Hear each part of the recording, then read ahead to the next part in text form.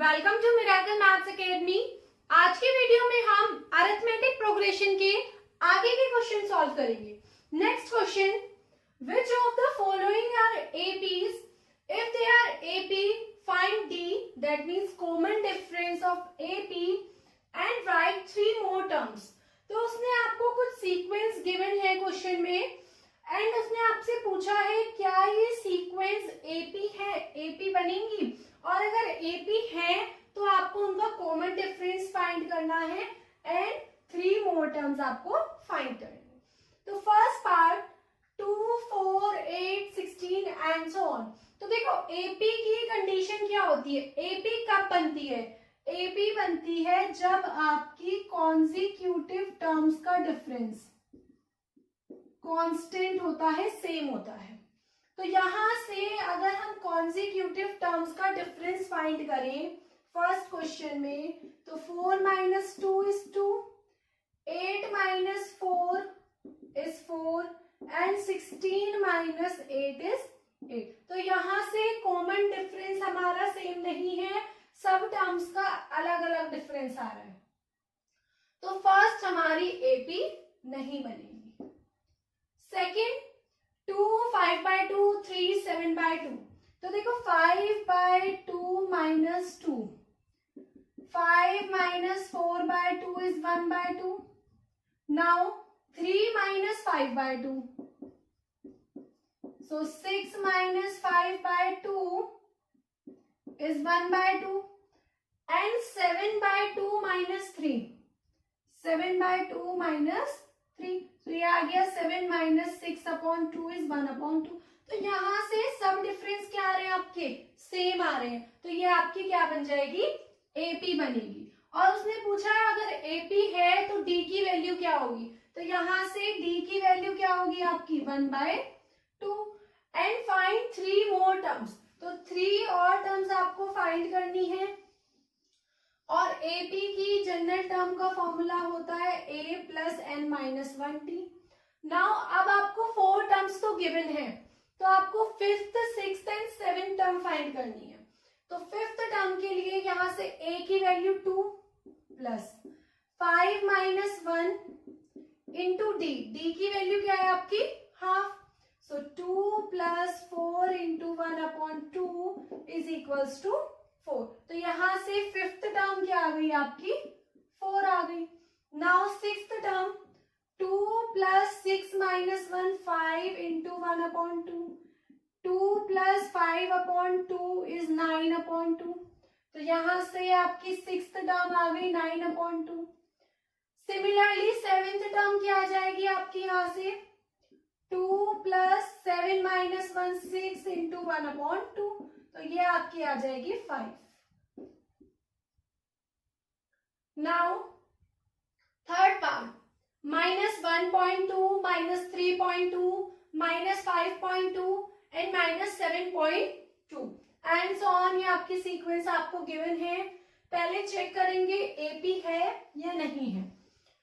AP check करने के लिए कॉन्जिक्यूटिव टर्म्स का difference, so -3.2 - -1.2, -3.2 + 1.2 and plus minus is minus, so -2.0।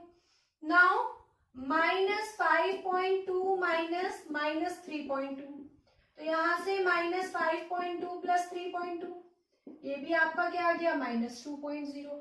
और 7.2 में से 5.2 माइनस करेंगे तो भी आपका क्या आएगा -2.0। तो ये भी आपकी एपी बनेगी। और यहां से डी की वैल्यू क्या होगी, डी होगा आपका -2.0। Now find 3 more terms.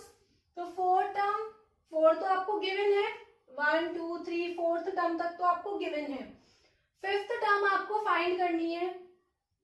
So a + n - 1d, a की वैल्यू -1.2 प्लस n - 1 आपको 5th टर्म फाइंड करनी है, सो 5 - 1 4 एंड d की वैल्यू आई थी आपकी -2.0। सो -1.2 - 4 2 = 8, सो -8.08 इज इक्वल्स टू -9.2। तो यहाँ से फिफ्थ टर्म क्या आ गई आपकी -9.2। अब देखो आपको सब टर्म्स फाइंड करने के लिए वैल्यू पुट करने की नीड नहीं है। अब आपको सिक्स्थ टर्म फाइंड करनी है, तो आप डायरेक्टली इसमें 2.0 ऐड कर दें, कितना आ जाएगा आपका -11.2 एंड सेवन टर्म आ जाएगी -13.2। अगर आप इसमें पुट करके फाइंड करेंगे तो भी आपकी टर्म्स यही आएंगी। -1.2 प्लस 6 माइनस 1 अगर करते हैं तो 5 इंटू डी की वैल्यू -2.0, सो -1.2 -10 कितना आ गया आपका -11.2। बिकॉज कॉमन डी क्या होता है आपका, सबका डिफरेंस सेम आएगा, तो अगर आप डी को ऐड कर देंगे तो आपकी बाकी की टर्म्स आ जाएंगी। Now fourth part, -10 -6 -2 2 and so on, आपकी सीक्वेंस गिवन है। सो -6 -10 -6 plus 10 is equals to 4, -2 -6 -2 plus 6 is equals to 4 and 2 -2 is equals to 4। तो ये भी आपकी क्या बन रही है, एपी बन रही है। और आपको फिफ्थ सिक्स्थ और सेवन टर्म फाइंड करनी है। डी की वैल्यू आई है 4, तो यहां से फिफ्थ टर्म क्या आ गई आपकी 2 + 4 6, और आपकी सिक्स्थ टर्म आ गई 6 + 4 10 एंड 40। ये आपकी fifth sixth and seven term आ गई।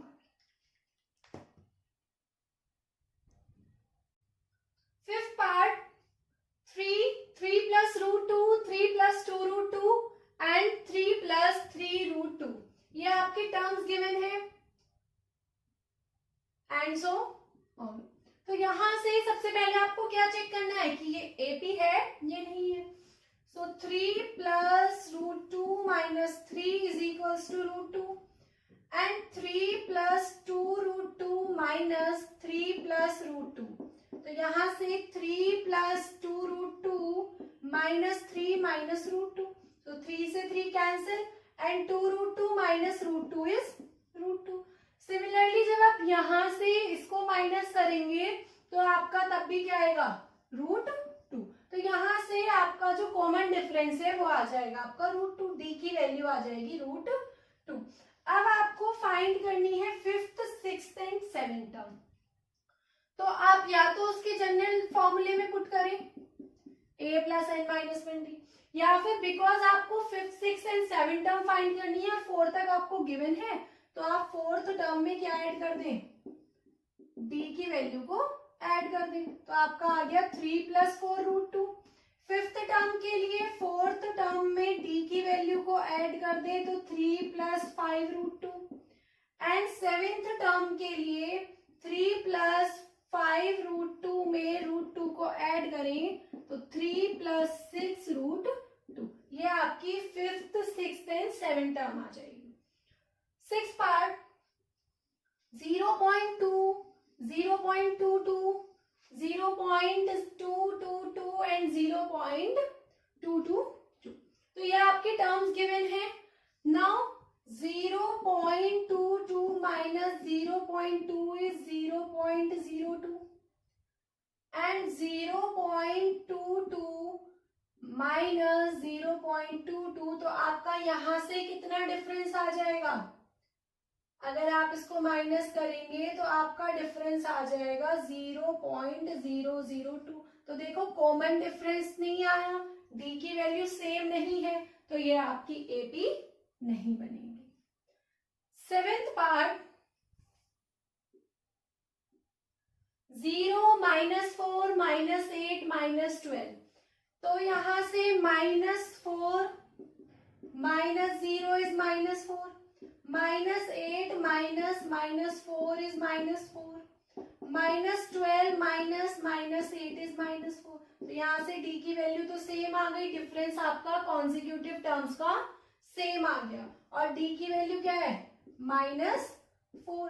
तो आपको बाकी की टर्म्स फाइंड करनी है, तो क्या आ जाएंगी -12 -4 -16 -20 एंड -24, ये आपकी बाकी की टर्म्स आ जाएगी। Eighth part, -12 minus half and minus half and so on.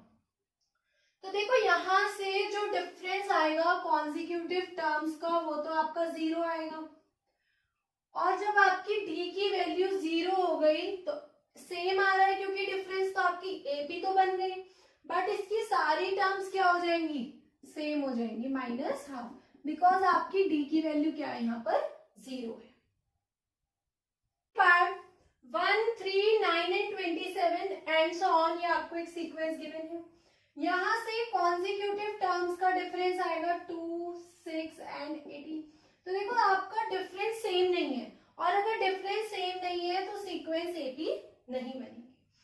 10th part a, 2a, 3a, 4a, यहाँ से डिफरेंस क्या होगा, a एंड a, तो यहाँ से d की वैल्यू क्या हो गई आपकी, a हो गई। अब आपको 5th, 6th and 7th term find करनी है, तो 5th टर्म के लिए 4th टर्म में d की वैल्यू ऐड कर दो 5a, 6th टर्म के लिए 5th टर्म में d की वैल्यू ऐड कर दो 6a and 7a। Now 11th part a square, a cube, a raise to power 4, यहाँ से डिफरेंस आया a square minus a cube minus a square, a raise to power 4 minus a cube. तो देखो difference आपका same नहीं है, अगर आप a की वैल्यू 2 लो, a is equals to 2, a square minus a, that means 4 minus 2 is 2, a cube minus a square, 8 minus 4 is equals to 4। तो देखो डिफरेंस आपका सेम नहीं आ रहा, तो यहाँ से डिफरेंस आपका सेम नहीं है, तो ये आपकी एपी नहीं बनेगी। Now 12th part √2, √8, √18, √32।